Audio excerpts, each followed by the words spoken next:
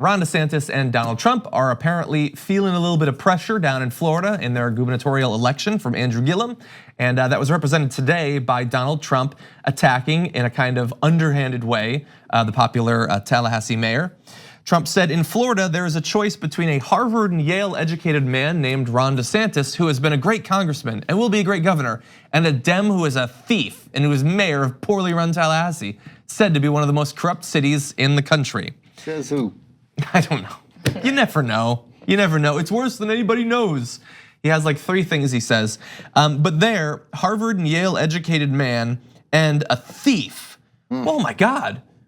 Did he steal something? Was he arrested? Is this a convict? Right. No, he didn't do any of that. That's just the president lying about the Tallahassee. He's black, okay, guys. He's black, seen him? basically. Right. Yeah, and I saw he stole something. Yeah, come on. At least we put the bullhorn down and picked it back up the dog whistle, the thief, because I was getting tired. You know what I mean? So at least it's back to. So I think he went to Florida A&M, right? Historically black college, I believe, Andrew Gillum. So that was his first mistake because he's not gonna get any respect from the president doing that. Ron DeSantis, look, okay, he went to great colleges. He also has come out an a-hole. If that's what's produced by those colleges, I actually have less respect for them and Ron DeSantis. In any event, Andrew Gillum did respond, despite the fact that Trump, sort of in a cowardly fashion, didn't even tag him there. He just said a thief. Andrew Gillum responded saying, on Twitter, there's a choice between having the courage to at the person you are trash talking or not. At real Donald Trump is howling because he's weak. Florida, go vote today. Bless, that is, Cenk loves that. Oh, yeah. That just made Cenk so happy. Also, Ron, he's like going to bat for Ron, who wouldn't even simply say, yes, I believe the president is a good role model. Do you remember? He wouldn't even say, like, you like him more than he likes you. Yeah. It's awkward. To be fair, Ron also really likes him. He does. But he wouldn't defend him. He wouldn't defend him, even though he kind of has, he's kind of embodied him. Yeah. I also remember that at least Trump is consistent because, for example, a politician who didn't go to Harvard and Yale but went to Harvard and Columbia, and mostly what the president had to say about him was that he was dumb and from Kenya. I was going to say he wasn't born here, right?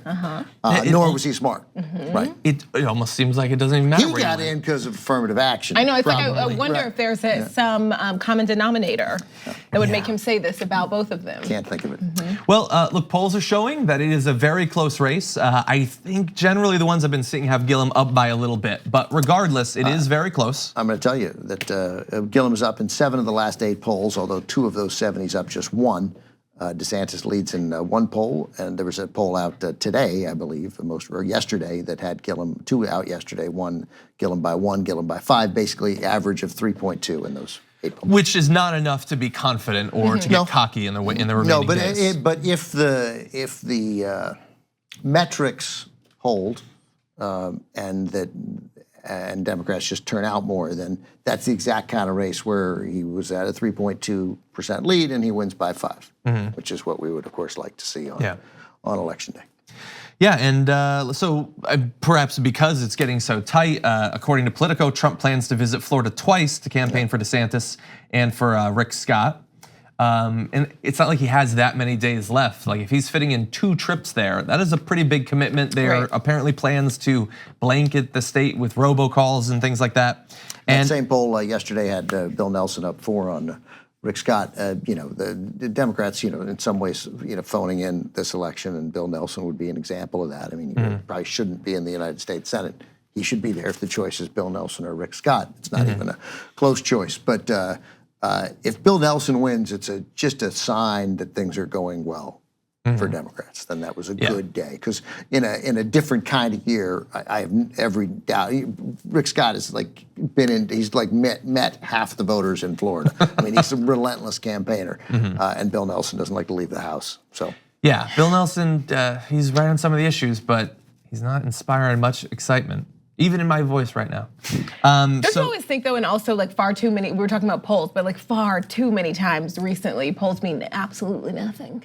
Look, it depends. I think that what we are hoping that these polls will be at least somewhat inaccurate, because the idea is that they might not, and we'll be talking about later on the youth vote, that it might not be tapping into, like in the primaries, there was a lot of people that were voting that were not. Like if that sort of thing happens, then yes, the polls can be inaccurate. But they're not randomly wrong. No, I got to say it again. Like they were actually quite right nationally in 2016. They were wrong in some states that were critical.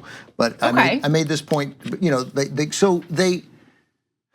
We want them to be predictors, and what they are is indicators of where the race is, because we of course don't know. Some people don't show up, some people don't vote, some people change their mind. And so I'll use the same example because I think it's a really effective one. If you see a poll and a guy, here's one poll from Bay News 9, Survey USA, that ended a week ago, that had Bill Nelson up 8. Well, if that poll turns out to be wrong and there's a 5-point swing and Bill Nelson only wins by 3, we don't note it, we don't give it, he won, right? He only won by 3. If one of these other polls where he's up 4 and there's a 5-point swing and he loses by 1, we're apoplectic that the polls were wrong. And it could be even less of a swing, of course, that could tip it. And that's what happened in 3 critical states that decided the presidency. Is the farther we get away from the fact that 77,000 votes in Pennsylvania, Wisconsin, and Michigan swung that election to Donald Trump, which really means swapping 38,500 people over 3 states. It's nothing. It's nothing. It was a random Donald Trump hit an incredible parlay.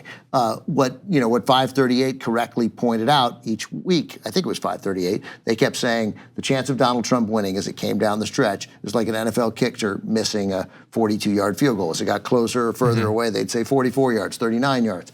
Anybody who's an NFL fan knows I've seen a lot of 42-yard field goals get missed. And what happened was, on election day, we missed the 42-yard field goal. Yeah, and I think like we can look at, they rate some, like one Senate race, it might say that they have, a particular person has an 80% chance. And you see that, and because we're effectively primates, we look at that and say, sure, 80%, it's 100, right? It's basically 100, but no, 20% of the time that goes the other way. 1 in 5 times it's gonna go the other way. Exactly, it ain't that rare actually. And by the way, in terms of how accurate the polls are, like we say we don't even note it, but some people do note it. Like 538 does reviews of how accurate pollsters were. So if you have a feeling like the polls historically have been inaccurate, you can go and you can actually see exactly how accurate the 2016 polls of particular pollsters were actually. And you can do that during the primaries as well. Also, in this particular case, one of the reasons this is consequential, and this has been noted by, we had a quote from a lobbyist, a Republican lobbyist in Florida. They don't just want this because any governorship is important and Florida's a big state, but also it's an important one in terms of the 2020 election. Having Ron DeSantis in there and having him co-back, the presidential election in 2020 would be a great feather in Donald Trump's cap. And so this is not something where Donald Trump just really likes Ron. Like he has his own pragmatic purposes for 2020 to really care about who ends up winning this. I mean, I gotta have some satisfaction on election night, and if it's not, it's gotta come from Andrew Gillum or Beto O'Rourke. Like one of those is gonna make me feel really whole as a person, and I'm gonna need at least one of those. Two.